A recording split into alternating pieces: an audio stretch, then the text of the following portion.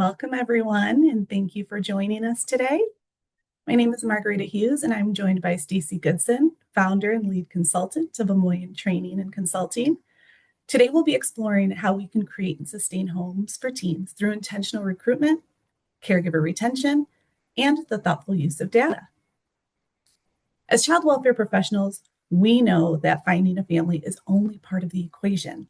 Success also depends on whether families feel prepared, supported, and connected enough to continue providing stable homes over time. So throughout today's session, we'll discuss practical strategies that align with the goals of a home for every child and focus specifically on improving outcomes for adolescents in care. Next slide, please. Now, before we get started, I just want to share a few housekeeping items. First, today's webinar is being recorded and will be made available to participants after the session. So you'll have plenty of an opportunity to revisit the information and resources that we discuss.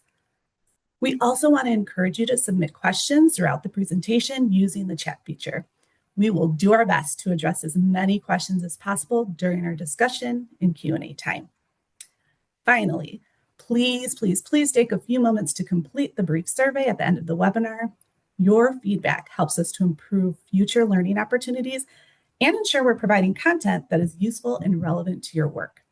Thank you again for joining us today. We are excited to spend this time with you discussing strategies that help create and sustain homes for teens. Next slide. Now, before we dive into today's content, I'd like to briefly highlight the work of the National Center for Diligent Recruitment. The center works to increase the capacity of states, tribes, and territories to use data in meaningful ways to guide recruitment efforts and better meet the needs of children and youth who are waiting for families.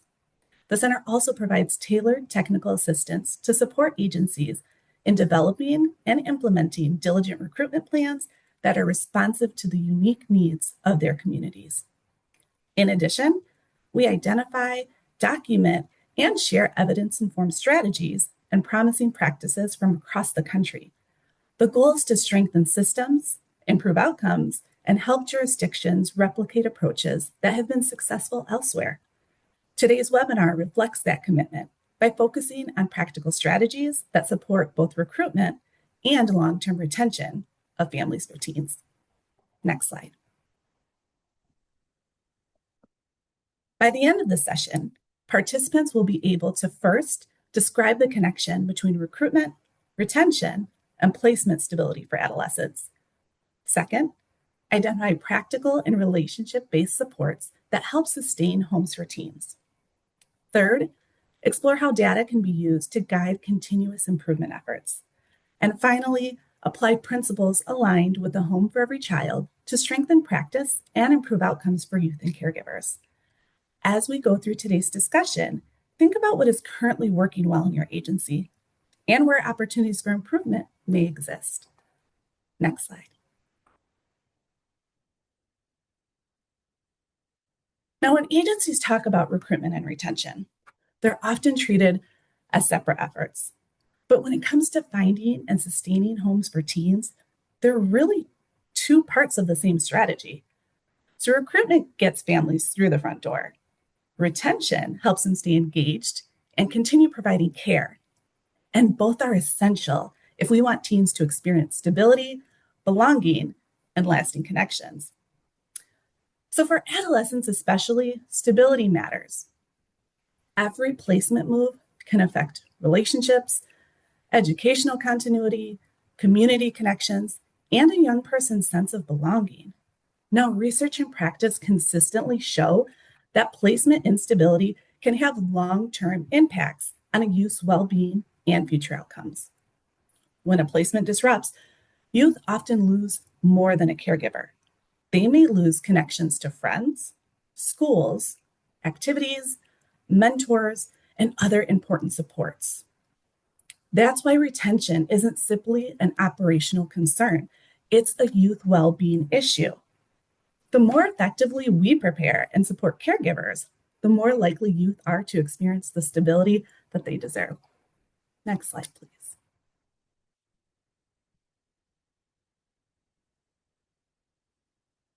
Now, when we think about finding homes for teens, recruitment often receives the most attention. We focus on how many families we can recruit, how many we can train, and how many we can license. But recruitment alone doesn't create permanency. A caregiver's experience begins long before placement and continues throughout their entire journey. When families feel prepared, supported, and connected, they're more likely to remain engaged and provide stable homes for youth. Rather than viewing recruitment and retention as separate functions, think of them as different stages of the same permanency strategy. For every recruitment effort should be designed with retention in mind. And every positive caregiver experience strengthens future recruitment through trust, reputation, and word of mouth. I often encourage agencies to ask a different question. So instead of asking, why did this family leave? Ask, what supports or conditions might have helped this family stay?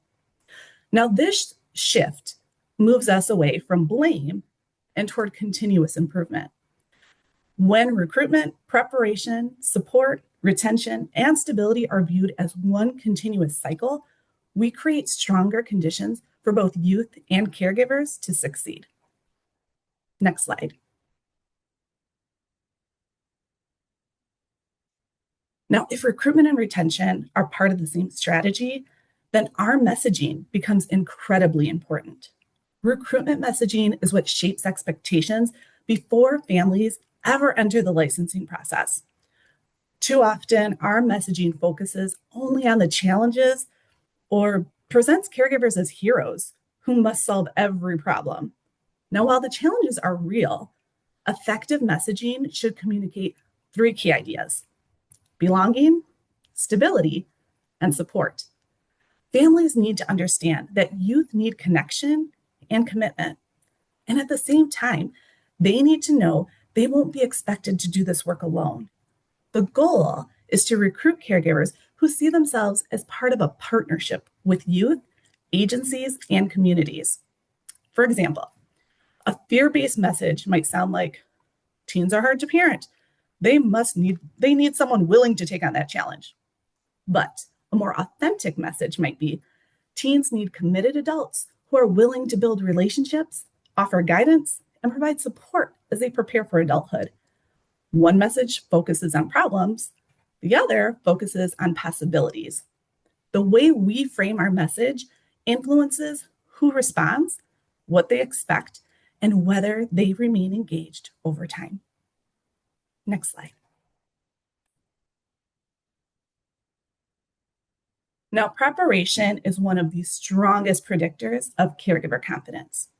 Caregivers supporting adolescents face unique opportunities and challenges. They need realistic preparation around adolescent development, trauma, identity, relationships, education, and transition to adulthood. Now, preparation shouldn't focus solely on policies and procedures. It should help caregivers understand why teens may struggle with trust, how relationships develop over time, and how to support a young person's identity, their voice, and their connections. So when caregivers feel equipped for the realities of parenting adolescents, they're more likely to persevere through the challenges and remain committed to the relationship. Now, it's also important to remember that many behaviors that we see during adolescence are connected to normal brain development. Teens are still developing decision-making skills. They're developing their emotional regulation, their impulse control, and long-term planning abilities. So when we have trauma layered onto normal adolescent development, those behaviors can become more pronounced. So helping caregivers understand the difference between developmental behavior, trauma responses, and intentional rule breaking often reduces frustration and increases that empathy. So that understanding can make a significant difference in helping caregivers stay engaged during those most difficult moments. Next slide, please.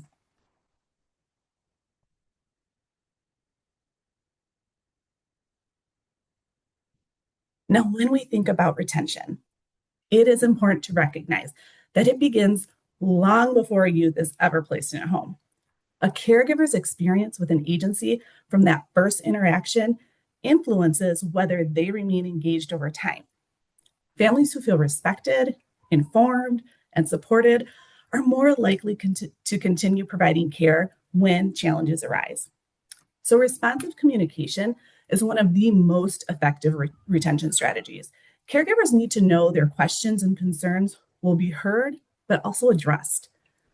Peer support opportunities also make a difference. So, connecting with others who understand the realities of caring for teens, that's going to help reduce isolation and build confidence. That coaching, mentoring, and accessible services, that all provides practical support before challenges can become too overwhelming. And crisis prevention is equally important. Supporting families before situations escalate helps preserve relationships and prevent disruptions.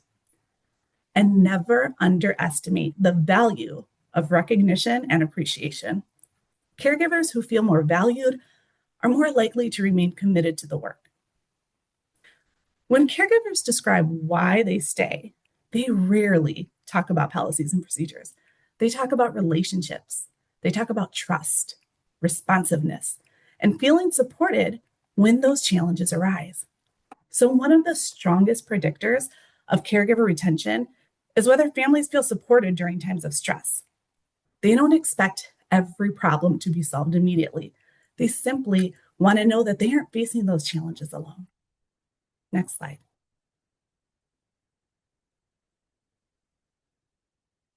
Now let's pause here and let's think about what this looks like in our own organizations. How does your agency communicate belonging, stability, and support? Think about your recruitment materials, your orientation sessions, social media campaigns, caregiver testimonials, or your community outreach efforts. So in the chat, please share one example of how your agency communicates one of those messages to prospective caregivers. What are you doing that helps families understand that they'll be supported throughout the journey?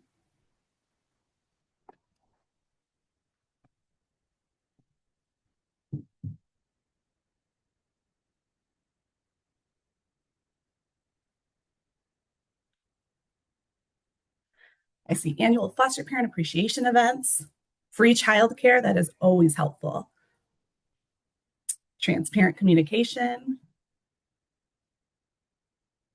regular check-ins, monthly support groups. I love that. Team meetings, respite, that is huge.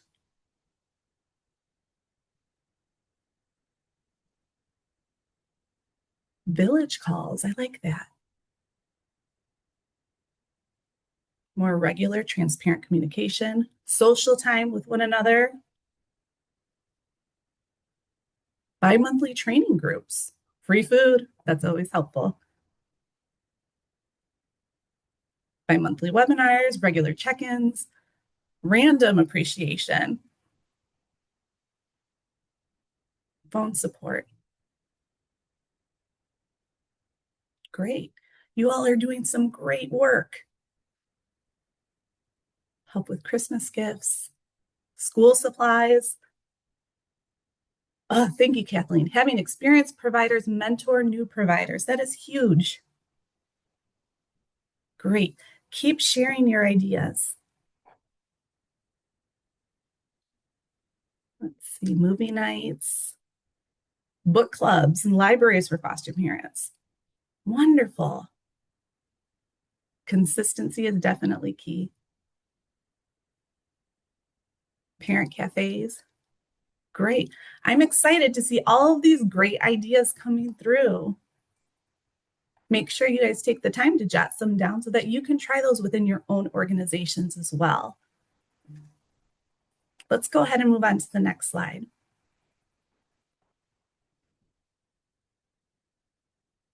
All right, so as we've discussed, successful recruitment is about much more than attracting families. It is about preparing and supporting our caregivers in ways that promote long-term stability for teens. So the next question is simple. How do we know whether these strategies are actually making a difference? That's where data becomes essential. So in this next section, we'll explore how data can help us understand placement stability, caregiver retention, youth well-being, and opportunities for continuous improvement. As child welfare professionals, we rely on experience, relationships, and professional judgment every day. And those things matter tremendously. But data gives us another lens. It helps us validate what we're seeing, challenge assumptions, identify trends, and make decisions based on evidence instead of anecdotes alone. So when it's used well, data becomes a tool for learning and improvement, not just reporting. Next slide. Now, we often celebrate recruitment milestones, such as the number of families who attend orientation or how many complete licensing, and those numbers matter, but they don't tell us whether youth are experiencing stable, supportive homes.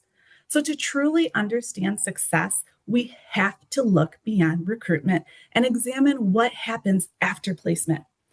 Data helps us to understand whether caregivers remain engaged, whether youth experience stability, and whether our supports are meeting families' needs. For example, an agency may report a record number of newly licensed families. And at first glance, that looks like progress. But if a large percentage of those families stop fostering within the first year, we're not building capacity, we're just continuously replacing it. That's why we need measures that tell us what happens after recruitment. The goal isn't simply to bring more families into the system. The goal is to help youth experience stable, lasting relationships. Next slide, please. So what is it that we should measure? Now, as agencies work to strengthen outcomes for teens, it can be tempting to measure everything. However, focusing on a small set of meaningful indicators often provides the clearest picture of impact. So the first indicator is placement stability. Are youth experiencing fewer moves and remaining in family settings where they can build relationships and feel a sense of belonging? The second is caregiver retention. Recruiting families is important, but retaining them is what helps to create long-term capacity and stability within the system. Third, we should measure youth well-being. Now, this is going to include emotional health, educational progress, social connections, and overall quality of life. Stability alone isn't enough if youth are not thriving.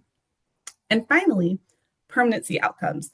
Those help us to understand whether young people are developing lasting family connections that extend beyond their time in care. So together, these four indicators tell us a more complete story. They help to shift our focus from counting activities to really evaluating whether our efforts are creating meaningful and lasting change in the lives of youth and families.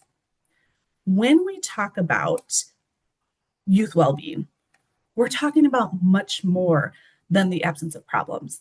We want to know whether our youth feel connected. Do they have supportive adults in their lives? Are they participating in school activities? Do they feel safe in their homes? Do they have hope for the future?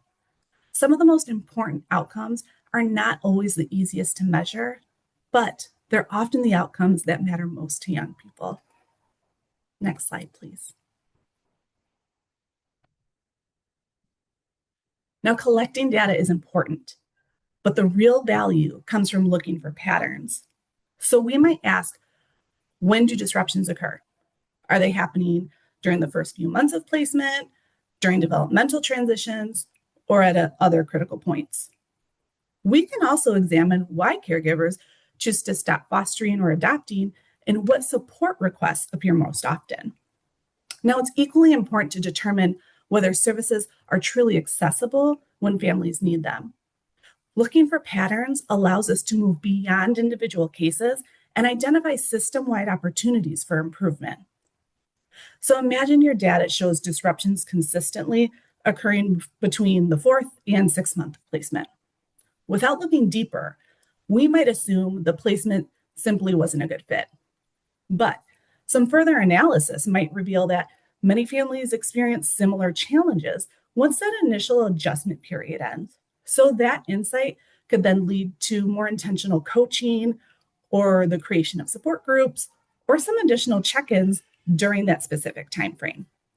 That's the power of looking for patterns rather than isolated events. Next slide.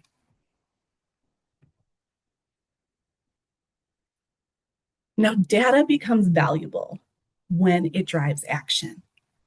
Data alone doesn't improve outcomes. What we do with it does. So let's consider an example.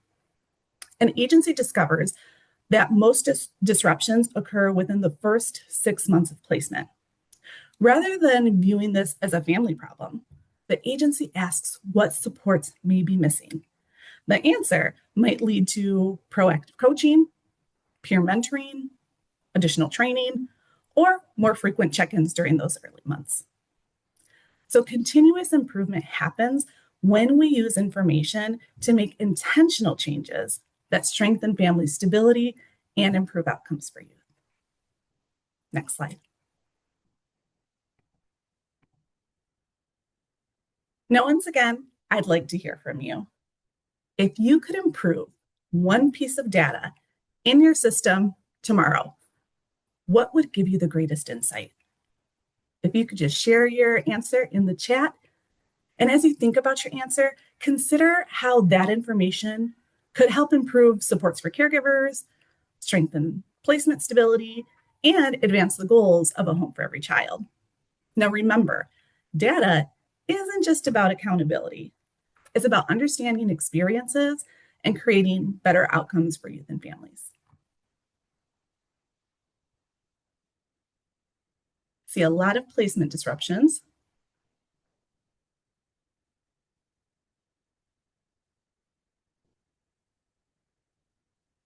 Couple for retention.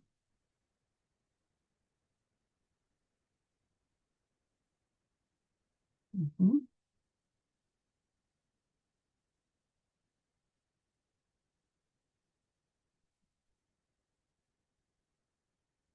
More placement disruptions. Very good.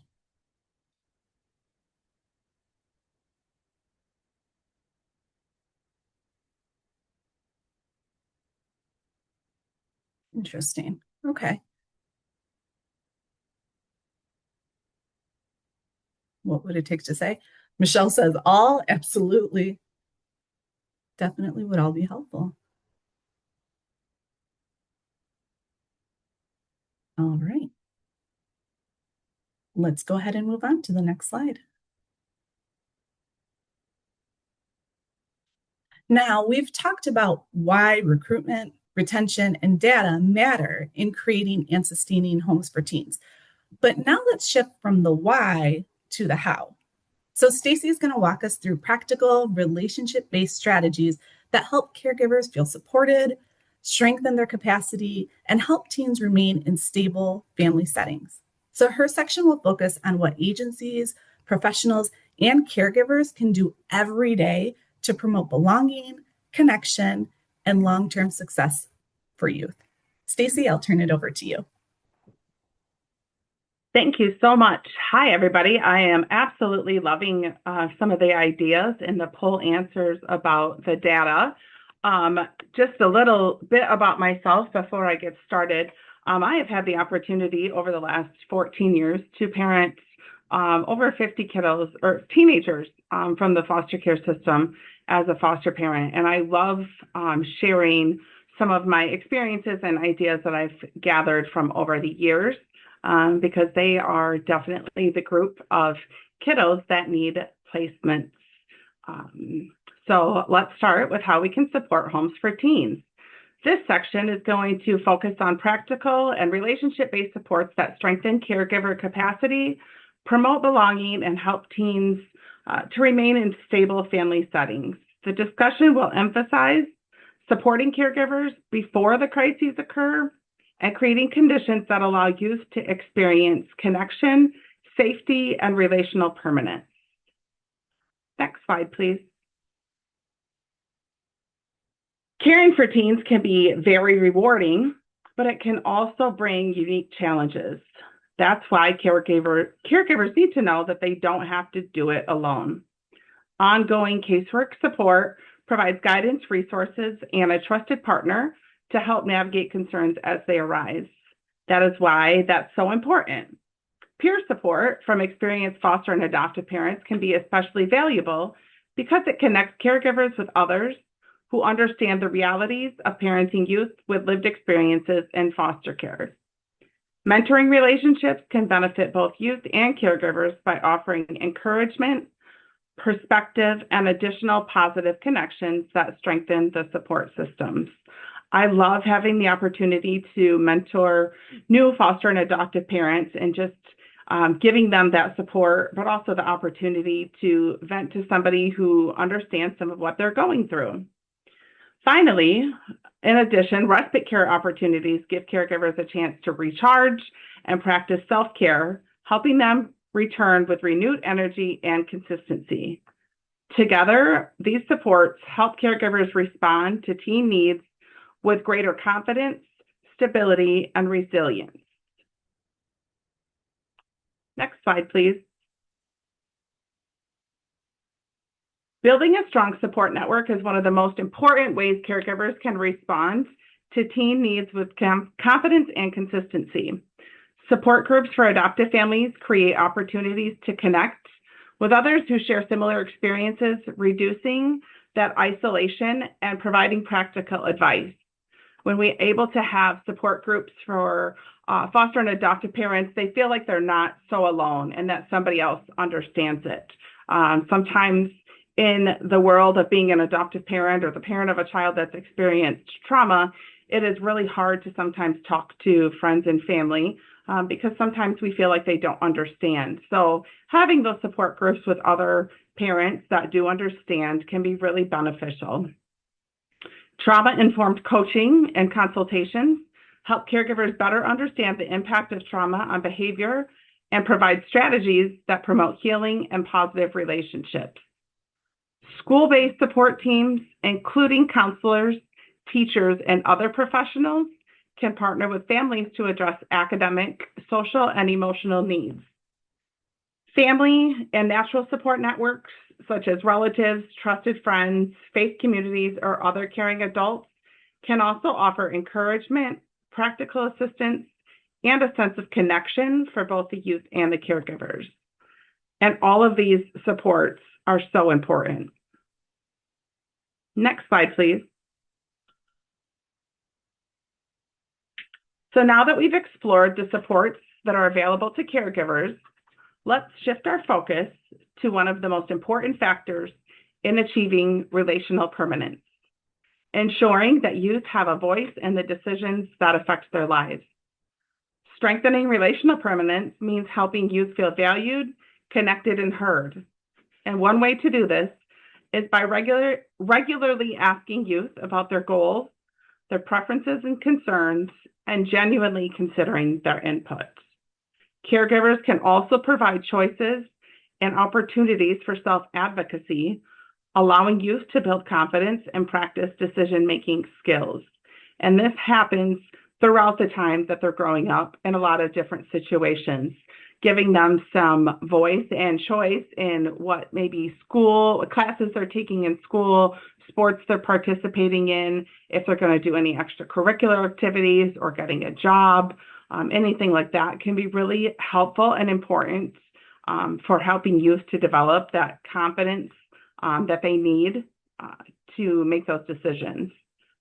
It is equally important to listen to youth without judgment and validate their experiences. Even when we as adults can't change a situation, acknowledging the young person's feelings can strengthen that trust and connection. It is important that our youth have someone to listen to, and sometimes that is not always the adoptive parent.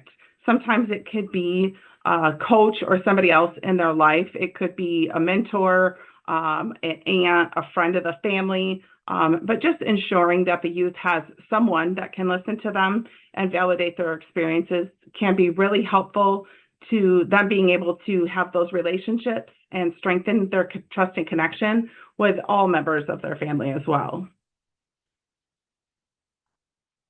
Next slide, please. So as we center youth voice and involvement in the decision-making, it's equally important to support youth in developing and embracing their unique identities. Caregivers can do this by encouraging individual growth and recognizing each youth's strengths, interests, and goals. Respecting their meaningful traditions, relationships, and connections helps youth maintain a sense of continuity and belonging. Encouraging exploration of personal and family history can also help youth better understand who they are and where they come from. Throughout these conversations, it's important to communicate with respect and consideration, creating a safe environment where youth feels valued and heard. And this might mean one thing that I have loved doing over the years as a way to try to do this has been every Thanksgiving, I ask any of the kids that I know are planning to come what their favorite Thanksgiving dish is from growing up. And I do my best to try to touch base with somebody in their family that can tell me how to make it, how their family made it, and try to have every child's favorite dish at Thanksgiving. Now, sometimes that proves to be a little bit too tall of a task, but I do my best, and I know that it's something that my kids really look forward to over the holidays because it kind of helps to bring those traditions together. And that can be really important for them to have that sense of belonging. Most importantly, caregivers can foster a strong sense of belonging and acceptance by supporting youth as who they are, rather than expecting them to change to fit a particular mold. This means that we allow them to make choice about who their friends are, of course, with guidance, but allowing them to choose their friends and choose who they want to spend time with. This also involves allowing them to make choices about different opportunities that they want to engage in the school setting or in the community setting as well. Next slide, please. So building on that importance of youth voice and identity, the next step is to help youth develop lifelong connections that extend beyond care and into adulthood. Relational permanence is about ensuring that every young person has people they can count on throughout their life. Caregivers can support this by creating opportunities for youth to build and maintain meaningful relationships within their communities, whether that's through school, extracurricular activities, faith communities, extended family, or other supportive adults. And I like to do this by ensuring that these people are invited to the important events in our kids' life. So whether that is graduation or open houses, other important events that our youth may have throughout their teenage years, I try to make sure that we invite these other important people in their lives, because this is how, as they go into adulthood, they have those strong relationships to have somebody that they can call when they're coming on hard times or they need some advice about what to do. One of the greatest compliments I can receive is one of my former kids when they call me to say, hey, I want to buy a car. Can you help me with a budget and what I can afford? Or asking advice for things like that. To me, that's one of the greater compliments I can receive from kids that used to live with me, is that they feel that security and have that relationship with someone to ask those questions to. It's also very important to remember that permanency is about more than adoption. And while legal permanency matters, relational permanence focuses on the lasting connections that provide stability, support, and a sense of belonging. So in addition to adoptive parents, if youth are not able to gain adoptive parents and due to a variety of different reasons, it is also important that they have that relational permanence with others in their life. And that could go back to the teachers, the schools, people in the faith communities, their foster families, extended family, or other supportive adults. One simple but powerful practice is to regularly ask youth, who are the important people in your life? The answer may change over time, and those conversations can help identify and strengthen relationships that are meaningful to the youth. The answer may also surprise you. It may be somebody that you would never even consider or realize that is so important to the child.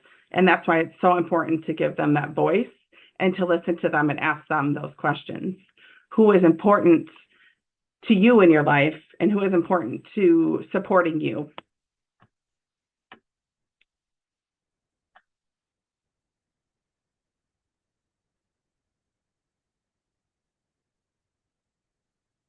By intentionally nurturing these connections, caregivers help create a network of support that can remain with youth long after they leave care, reinforcing their sense of belonging and security.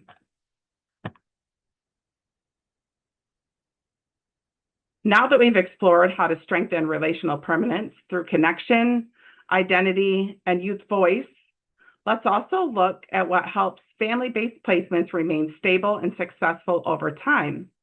Retention starts long before a youth enters the home, and it begins with preparing families for the journey ahead. One of the most effective ways to sustain family-based placements is to ensure that families are well prepared before the placement occurs. This starts with providing realistic information about adolescent development and the impact of trauma. Understanding what behaviors may be connected to typical teen development, trauma, or loss helps caregivers respond with empathy and confidence. I love to remind people that typical teens or teens who did not necessarily experience trauma or come into care, it is also very challenging for them. Typical teens have behaviors. Typical teens are developing with hormones and all of the things, and it can be challenging. So it isn't just teens in foster care.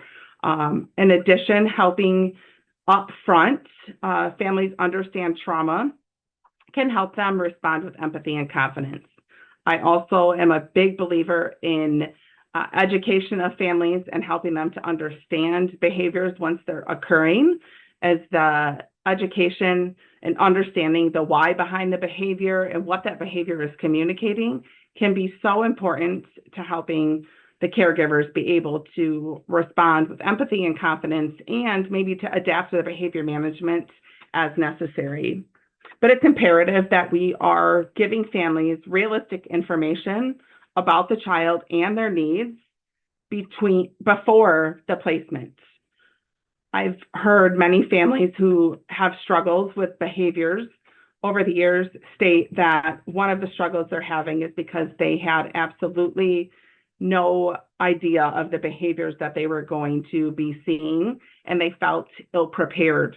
And part of the struggle in managing the behaviors is the surprise of the behavior. It's also important to discuss common challenges and to normalize setbacks. It is very normal for kiddos when they move into homes to have a transition period, or what we might call a honeymoon, where their behaviors seem really great and we're not having any struggles. The child is maybe participating in the honeymoon period because they really want that parent to like them. And sometimes they've been taught by having extra good behaviors, that is the way to get someone to like them.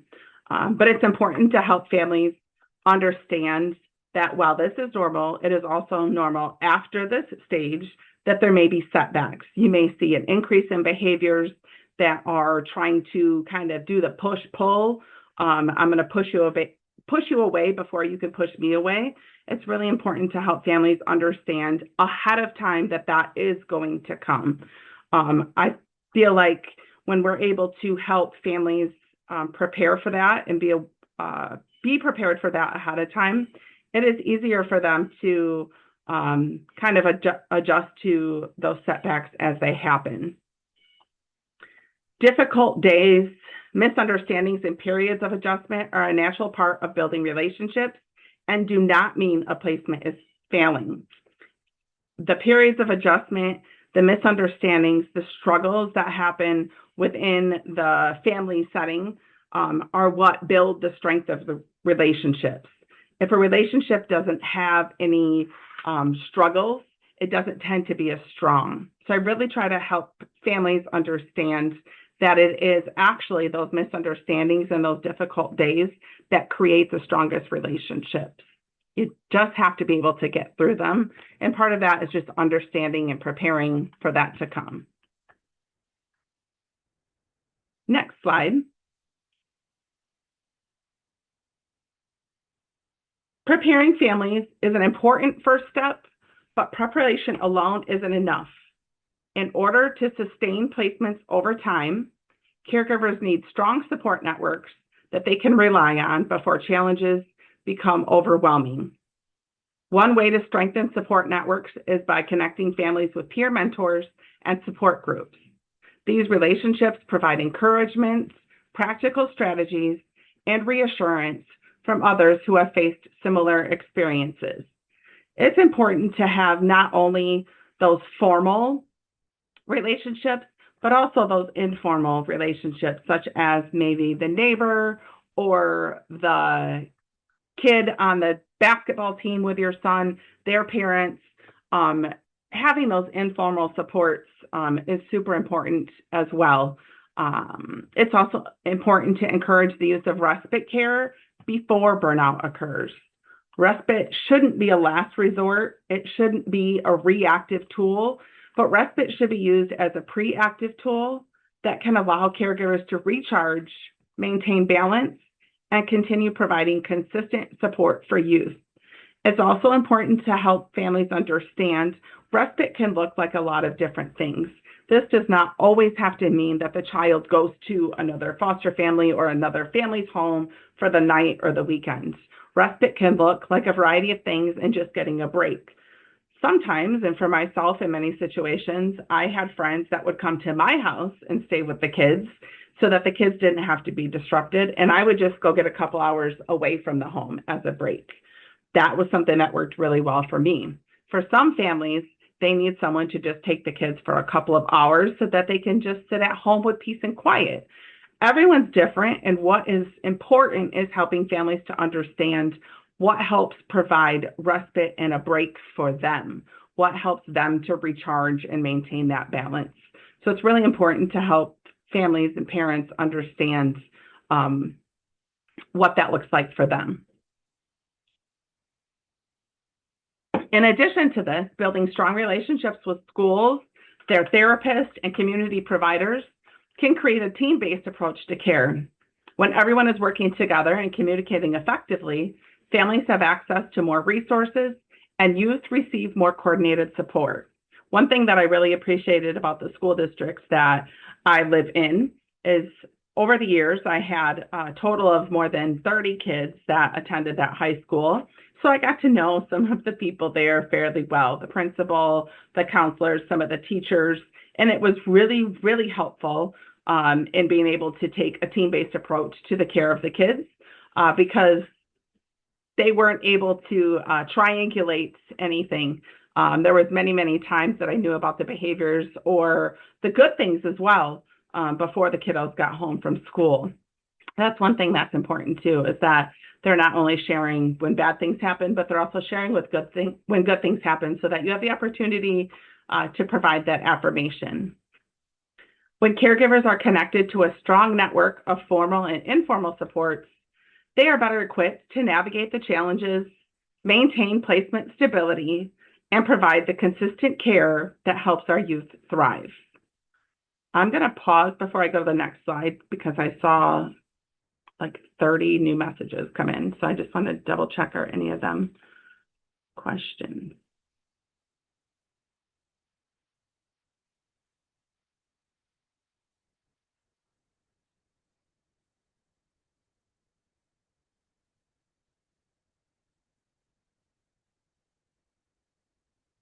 I would totally agree with that, Paige. As a foster parent myself, I find it so difficult to know what to ask for because a lot of it is, well, it depends, and the timelines can be exhausting.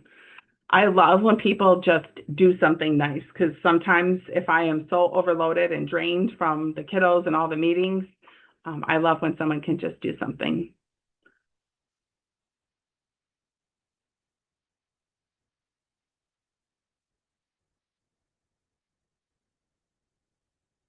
What are any suggestions for caregivers or relative caregivers who live in pretty rural counties, and it seems they have very limited services available?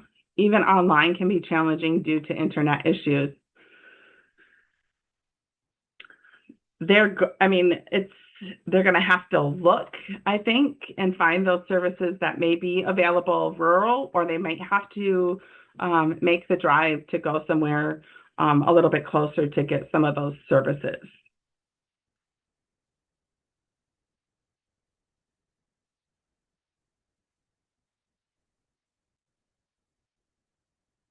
I love that question too, Graham. How many social workers are knowledgeable about trauma and adoption competent? That's a big one. And I think that's super important when we're able to have adoption competent social workers working with the families that can make an imperative difference to supporting the families. And there is also a center. Not too long ago, we did a joint webinar with the Center for Adoption Competent Mental Health Services. Great resource for our families, for our child welfare professionals, and for our states, tribes, and territories. So I think I can have one of my colleagues throw a link in the chat to that center. But you're absolutely right. There's that gap, right, between our agencies, between the mental health professions, and then that creates a gap between us and the families too. So by providing not just those services, but the resources and just that knowledge base, not just to our families, but to the professionals that are out there doing the work, we are strengthening our families. So I'm glad that was brought up. Thank you for sharing that, Melissa. And I love, Dahlia says we include trauma lens focus trainings during our resource parent quarterly meetings, and they get 1 hour of training. I love that. Okay, next slide.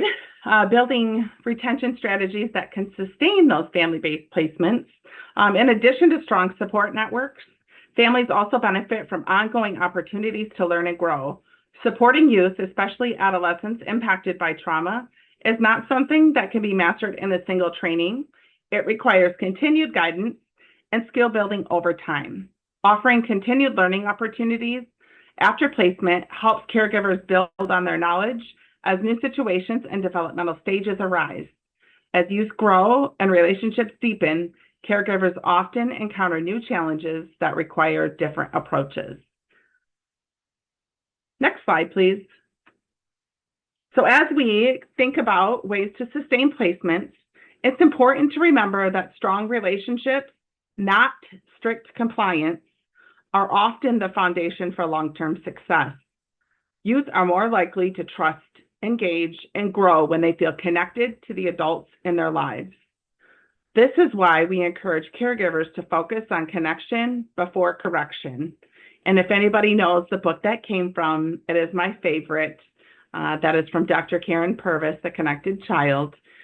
Before addressing a behavior, it's important to first understand the need, emotion, or experience that may be driving it. What is that behavior communicating? Helping caregivers view behavior as communication can shift the conversation from what's wrong with this youth to what is this youth trying to tell us. This trauma-informed perspective promotes empathy and more effective responses. It is also important to recognize that difficult moments can become opportunities for relationship building. When caregivers respond with patience, curiosity, and consistency during times of conflict or stress, they reinforce trust and strengthen the relationship. I always tell people to be boringly predictable. When our kids know exactly how we're going to respond and how we're going to act, it makes it a lot easier for them to reinforce that trust. By prioritizing connection over compliance, caregivers create an environment where youth feel safe, understood, and supported, laying the groundwork for both placement stability and lasting relationships. Next slide. A key theme that we've seen throughout this section is that successful placements are built around the needs, strengths, and voices of youth. When caregivers and professionals keep youth at the center of the work, they create stronger relationships and better long-term outcomes. Centering the youth begins with including them in decisions that affect their lives, whether those decisions involve daily routines, future goals, or permanency planning. You should have meaningful opportunities to share their perspectives and help shape the process. It is also important to honor each young person's individual growth and personal history. Every youth brings unique experiences, strengths, relationships, and aspirations that deserve recognition and respect. Rather than focusing primarily on challenges or deficits, caregivers can intentionally identify and build upon a youth's strengths. Finding out what they're good at and helping them to do more of that is so important. Recognizing talents, interests, achievements, and resilience helps foster confidence and a positive sense of self. When youth feel heard, valued, and appreciated for who they are and what they bring to the table, they are more likely to engage in relationships, build trust, and experience the stability and support that family-based placements are designed to provide. Next slide, please.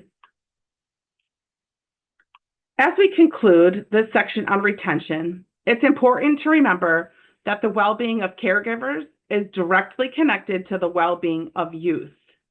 When caregivers feel supported, they are better able to provide the stability, patience, and consistency that young people need. Caring for youth who have experienced trauma can be incredibly meaningful, but it can also be emotionally demanding. This is why it's essential to recognize and address compassion fatigue and secondary trauma before they begin to impact caregivers' health and effectiveness. We also want to encourage caregivers to view self-care and help seeking as strengths and not weaknesses. Reaching out for support, taking breaks, and prioritizing personal well-being are important parts of sustaining the caregiver journey. I tell people all the time that we are the thermostat in our home, and if we're good, our kids will be better. But when we're struggling, they tend to pick up on that and struggle right along with us. Finally, creating opportunities for caregivers to celebrate successes and share challenges helps build connection and resilience. Whether this is done through support groups, mentoring, relationships, or informal networks, caregivers can benefit from having spaces where they can learn from one another and feel understood. Ultimately, when we invest in caregiver well-being, we strengthen family-based placements, improve retention, and create a more supportive environment where both youth and families can thrive.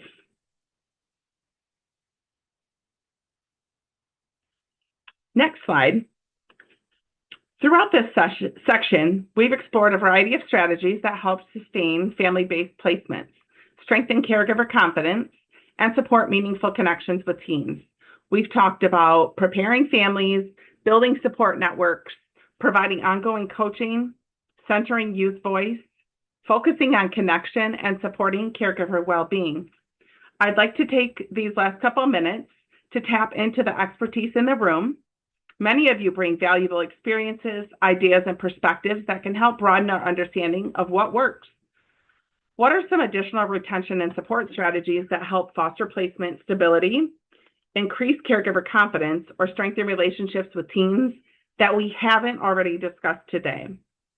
Please share your ideas in the chat. Think about resources, practices, or approaches you've seen make a difference for youth caregivers and families. It can be something you've used in your work, experienced personally, or observed in your community. As the responses come in, we'll look for common themes and highlight strategies that may help strengthen our work with teens and caregivers moving forward.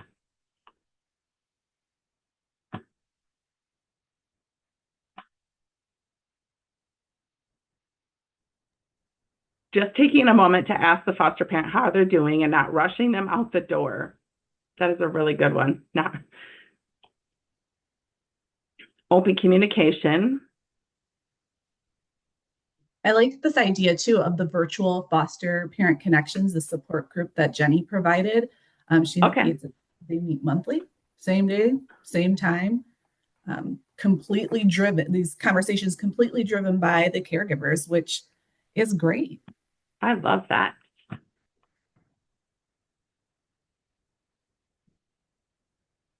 So if we can go to the next slide while we continue to put some of these great ideas in the chat.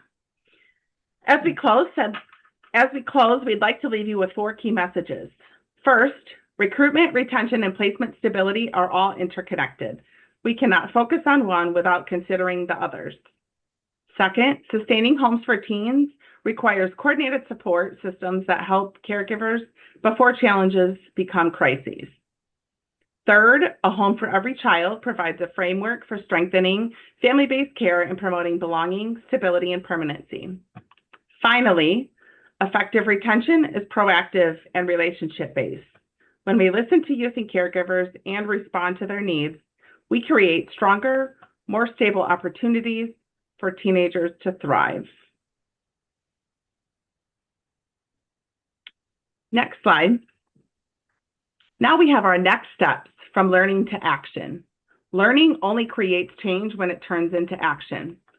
As I reflect on today's discussion, I encourage you to identify one strategy, one practice adjustment, or one support approach that you can implement in your work. It doesn't need to be a major initiative. Small changes often create the most meaningful results. The goal is to leave today with a clear idea of how you can strengthen retention efforts and advance the goals of a home for every child within your own role, team, or organization. We have just a couple minutes left at the end for questions. And then we also, I believe on the next slide, after questions, we have the QR code to do the evaluation. So if we can go to those next slides and we can answer questions while people are doing the evaluation. Yeah, so it looks like we've answered a lot of the questions that have come up along the way. I know that one that did come up, someone did ask, when you create these support groups, should these be facilitated by an agency staff member? Should we get an outsider? Is this something best facilitated by a foster parent? Stacey, as a foster parent, what is your take on it? I know kind of what an agency take on it is, but what would you suggest? As the foster parent perspective, I would love for it to be run by a foster parent. And what I find, at least in our area, a lot of times what happens, there's a lot of foster parents that also work in child welfare, and they become the ones that are facilitating. That's one of my favorite things to do is facilitate support groups. I do it on a very regular basis for a variety of different agencies, and I love being able to do that because it gives kind of both perspectives. But as the foster parent or the adoptive parent, I definitely love having a parent be able to facilitate it. Thank you. Let's see, Maria has asked, what is the best way to utilize social media for recruitment purposes? That's a great question. From your experience, Stacey, because I know that you have not just, but she is a jack of all trades for those of you who are not familiar with Stacey. So not only is she a foster parent, but she's worked in recruitment and retention, in post-adopt services. Have you had experience utilizing social media in efforts to recruit? I know that there's a lot of agencies that use social media as far as like Facebook or Instagram to kind of post kiddos and videos and pictures, and there's been some success in that. I also think that using social media as a general awareness of foster care and adoption can be really important. It doesn't necessarily have to recruit for one child, but just recruiting for the concept of foster care and adoption is also really important. There's a lot of the news picks up the negative stories about foster care and adoption. So I really try to focus on getting some of the positive stories out there so that people hear some of the positivity that can also happen from adopting from foster care. so that there's kind of that positive outlook as well. Well, and I want to encourage everyone too as well. Now, we don't all have the luxury of having social media gurus on our teams, right? Remember to access those free resources from national centers, especially those that you can find on the Adopt US Kids website. So I think my colleagues are going to go ahead and enter into the chat one really amazing resource that you can utilize, and that is our facilitators guide that is available for your use for free on the Adopt US Kids website. It goes along with the short video that was created of When We Have Each Other, teen adoption stories. Now, that is a great recruitment tool that you can utilize with prospective foster and adoptive parents, even facilitating a discussion amongst staff and other child welfare professionals, or even creating an event for youth experiencing foster care who may be preparing for adoption. There is a step-by-step guide that you can utilize with discussion questions, conversation starters, and that is there and waiting for you on the website to access. Can we go to the next slide so we can get the QR code at the end if anybody has any questions to submit afterwards? Yep, absolutely. So before we get to that, though, I do want to give you a plug, Stacey, because you and your insight has been so valuable. Thank you. Yes. So as we begin wrapping up today's session, we'd like to share Stacey's contact information. If today's discussion sparked ideas or questions or opportunities for collaboration, we encourage you to connect with Stacey through her website or via email. We are super grateful for her expertise and her insights that she shared today. And as always, we appreciate her partnership in helping advance this important work. Thank you so much. Yes, absolutely. So we do have a QR code before we conclude. We do want to make sure you're aware of another resource available through the National Center for Diligent Recruitment. So if questions come to mind after today's webinar, or if there's a topic you'd like to explore more deeply, we encourage you to submit a question using the QR code or website shown on the screen. So many professionals across the country, we know we're navigating similar challenges. So if you're wondering about something, there's a good chance someone else is too. So all of our questions and responses are shared through the center's Knowledge Hub to help spread learning, highlight promising practices, and support continuous improvement across the field. I know that the question did come up a couple of times of how to engage with our peers. You can look out for our next opportunity to engage. So we do have the next peer meeting entitled Building Placement Capacity for Teens Across the Caregiver Journey. That will take place on Tuesday, September 29th at 1 p.m. Eastern Standard Time. If it hasn't already, it will be shared in the chat of how you can join in on those peer meetings. So that registration will be shared with you if it hasn't already. So again, thank you for joining us today and for the work that you do every day to support youth, families, and communities.